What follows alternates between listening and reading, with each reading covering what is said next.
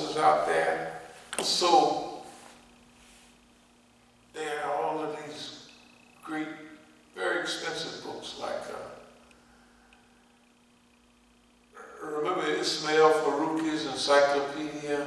Man, they sold it out of Alauco for $80 or $90, the original. And then they got 100. I mean, it was a good book. But I think I'm one of the only ones that still have a few of those books right now. You know, those great books, As-Sahifa, As-Sajidiyya, the ones, they call it Psalms of Islam, with the blue cover with the gold on the side. Man, those books are so expensive. Unbelievable. And the brother that got it printed,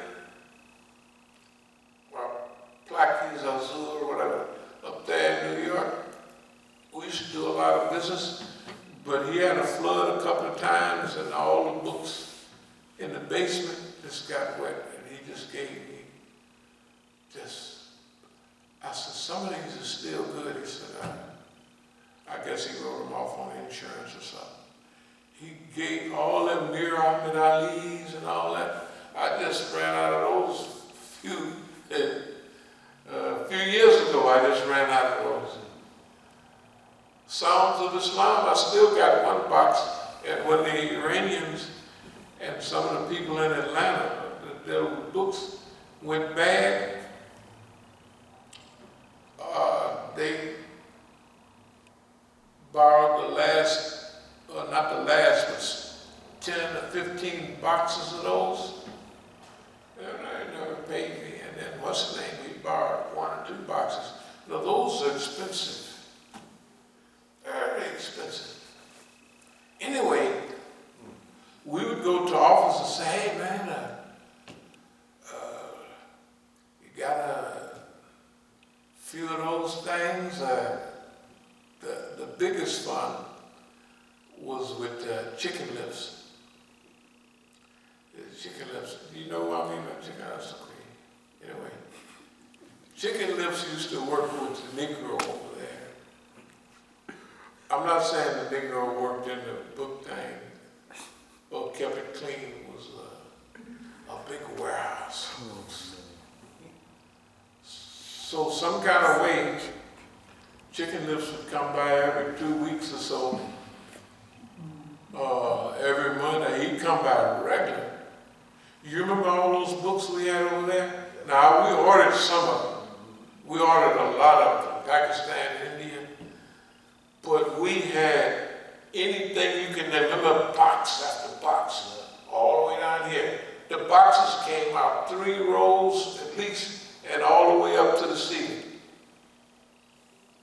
So anyway, and even over in this corner, we had books there. It was a minimum of 100,000 or more books in that, you know, and at least. And we turned them over because we went to book thing. The last where I went to sell books, I think we went to Chicago when y'all was doing t-shirts, and I had some of the stuff out, you know, anyway. They kept my truck up there, and what's the name, when I went up there to give it up. Anyway, the books help us do a lot of the stuff we do here. And what we did when we came here, I'll get back to the subject, don't worry. But when I came here, I left California, then I went up to Canada. And I went to that conference. I sold $1,800 worth of books. So when I got here, I had $1,800. And everything that you see here, all of that came from that, because I didn't bring nothing from California. In fact, we took stuff here out to California. So you can imagine the turnover of wealth. It was unbelievable. So anyway, what's the name would have a van or a U-Haul, and he'd have a Bible, Quran, and science, 72 books in a box. And I was getting them for $25 a box. And that's why when we went to the big programs, I could sell them, they were selling them for $12 a piece. I could sell them for 7 or 8, 2 for 15, whatever they wanted, right? Because I didn't pay nothing for them. And then,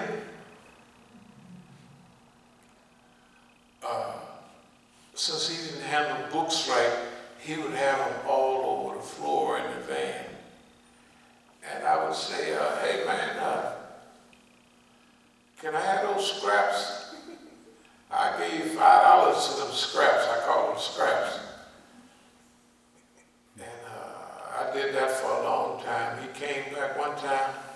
He said, I took 1 box of those scraps and I made $400 off them. I said, is that right? So I was calling them scraps. And one time he got low on his money or something. He handled them like he should. And he got $400 for 1 box of scraps. I said, well, you know, I mean, anyway, but they thought I was a sucker because I would, that must have been $100 book, Ismail Faruqi. I would take box, all they had. I said, man, I'd be, what it was, $7 a book, you know, at that time. Then I said, man, I'm out of money. I gave $5. So if I sold them for $50, that means I would be 10 times my money. So if they had them at the big conference in Chicago, I could go and sell.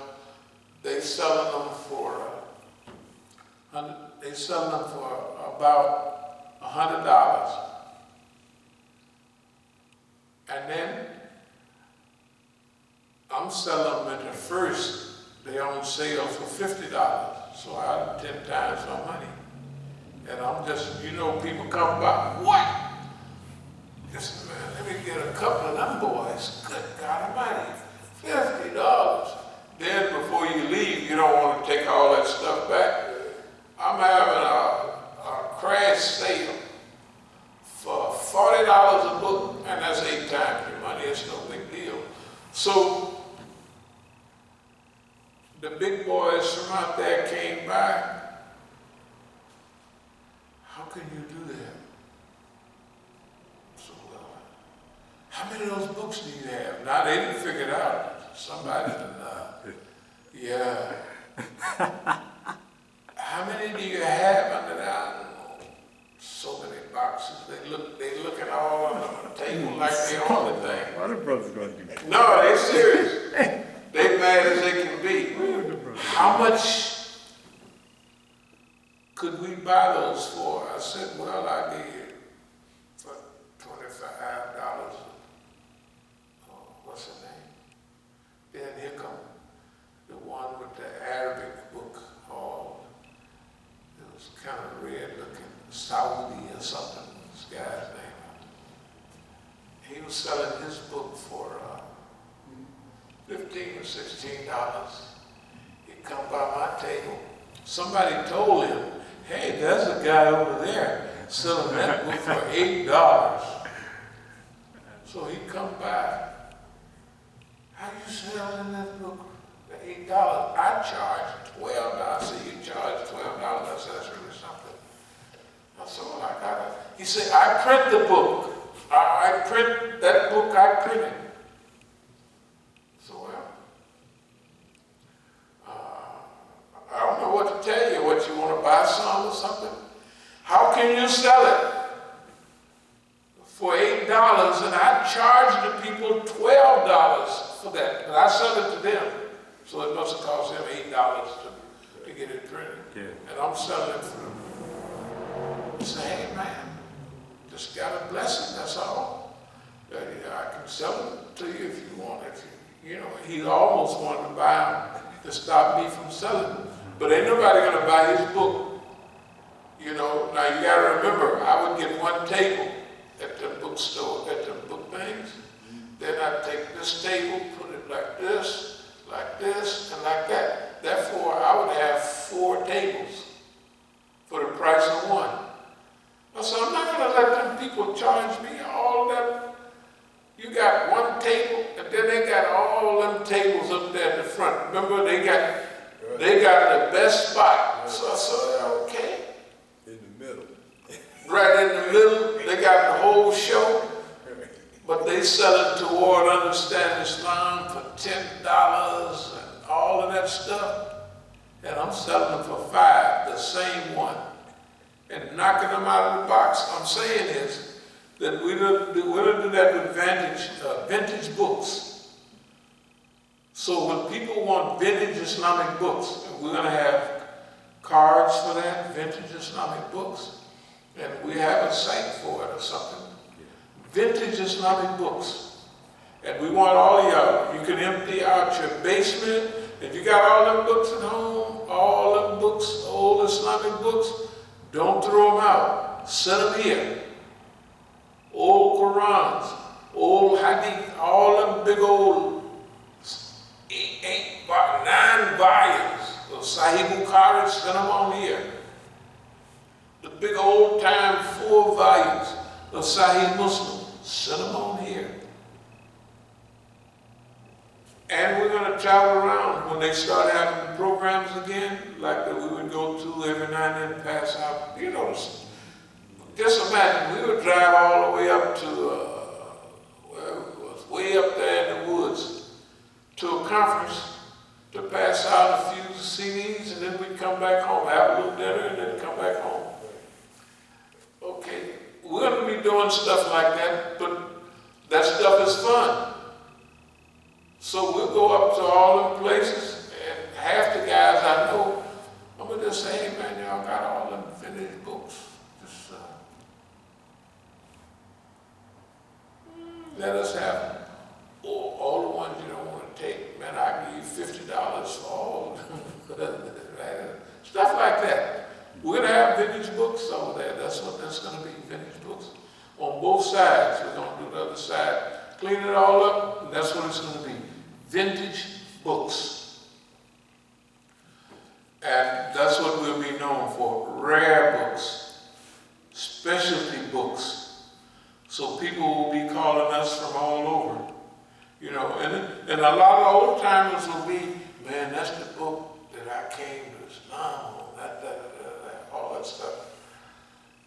That's what we want to do. And also, some of the modern books, not that I don't like them, but you've seen some of these modern books they have that on first of all the ones from Dar Islam Press, not Dar es Salaam Press, over there in Arabia. Kitabu, Tawheed, all them books.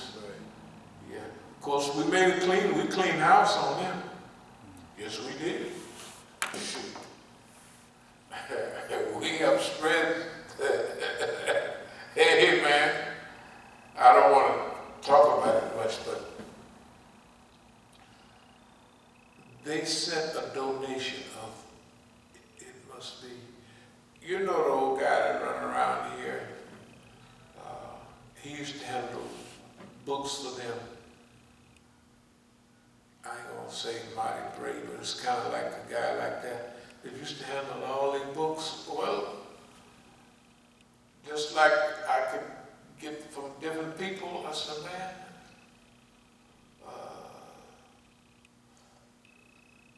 before they start putting on that, this is not for sale and all of that, man, I got stacks of books down there still. I didn't get them free, but if you're paying $25 a box of books, and there's 72 in there, I don't know how many. And one of them had a cover on it, beautiful cover. This is donated to, it's printed on the cover. Masjid, Cleveland, or somewhere, I don't know. All you do is take the cover off. And those books, when they first come out, they knock them over for Carissimo. The point is, we'll do the same thing with vintage books, but good. We're going to do good. We're going to pre-fundraise for taxes.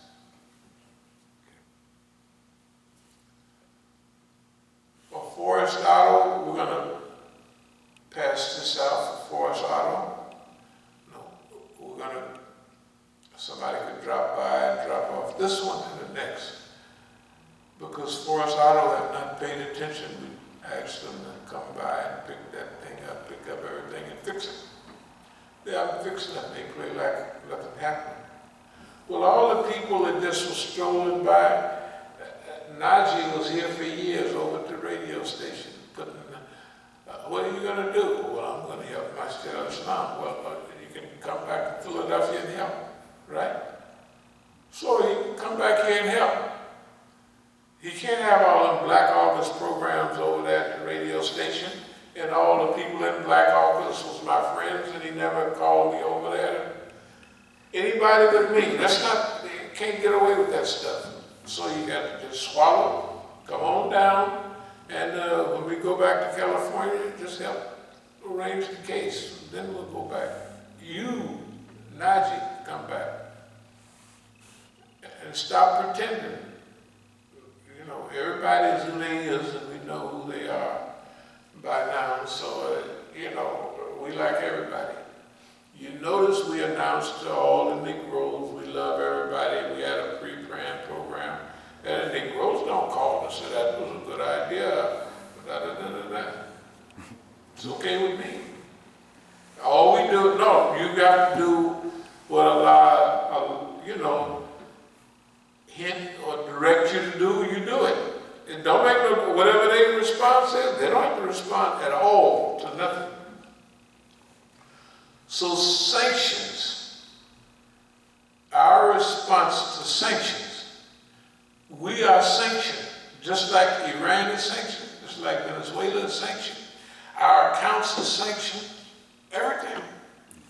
We are really, and now remember, they are outside of America. We're inside of America. Can you imagine? That's sanctions. That's serious. Global situation. Where we fit, how does our analysis fit into all of this? That's what we're doing right now. How does our analysis, environmental circumstances, fit into everything that's going on right now? Remember, there's the leader, there's the followers, and there's the situation for the environmental circumstances. What does the environmental circumstances tell us? Well, we had strategic management under conditions of oppression. We had Masjid al-Islam clear as the air back in the 80s. We done all of that. Now, here we are. What's happening now? This thing right now, Allah will take care of it. Yeah, Allah will take care of it. Allah took care of everything in the Quran. There ain't no prophet had the magic thing, he just rolled something like that and it came out like that. It depended on Allah, right? So now we're way down here on the ladder, the human ladder, right? We really got to trust in Allah. If the prophets trusted in Allah, right? So that means, and what would we, if we get everything we ask for plus, oh Allah help make a fool out of the boss man, and Allah is making, we prayed for 50% fool, and we got a 900% idiot, right? So I mean, where's our belief? What do we need to prove it is all right that somebody got us covered? And the Negro ain't got us covered because you can't find that bun Negro. Just could you come by 2-3 times this highway or something? You ain't coming by there. Oh, you know, right? It's ridiculous. You know, this, if you haven't studied Islam and black history, You wouldn't believe this because this has never happened. Nothing like this. You haven't read nothing nowhere in any book about anything like this going on here, right? It ain't happened. It ain't happened. Martin Luther King, Malcolm, them, nothing. They didn't have all the time to play with boss man, to flip coins up in the air, to run around the block, to do what they want to do, and stick their finger in boss man's eye and walk away laughing, right? Then come back and do it again, and do it over and over again, and not take boss man serious. That's not normal. Everybody is paranoid of boss man. Everybody. You see Malcolm, he got his gun and his rifle up at the window, looking out the window, right? Martin Luther King is technically paranoid. We ain't paranoid. It's hilarious. That's what we were supposed to do, make fun of boss man. And show everybody else to relax, take it easy. Then the situation will explain itself, global situation, where we are, where our analysis is.